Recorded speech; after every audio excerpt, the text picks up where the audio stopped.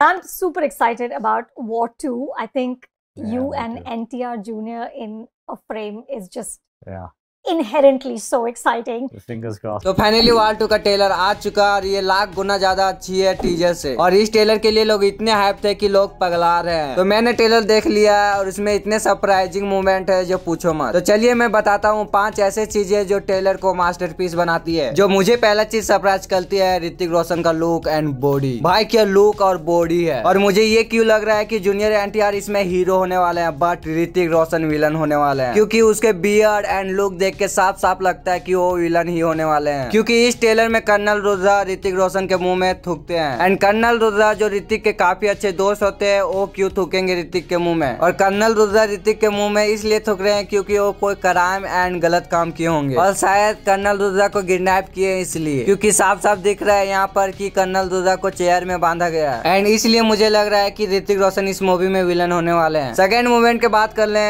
तो डायलॉग। भाई राइटर ने क्या डायलॉग लिखा है। शायद अयान मुखर्जी ने बर्मास का राइटर ले लिए डायलॉग लिखने के लिए, क्योंकि डायलॉग्स इसमें प्योर हिंदी में बोले जा रहे हैं और काफी जगह संस्कृत का भी यूज हुआ है। इससे पता चलता है कि अयान मुखर्जी कितने डेडिकेटेड थे अपने मूवी के लिए। और डायलॉग्स की बात करें तो सबसे अच्छा डायलॉग मुझे ये लगा।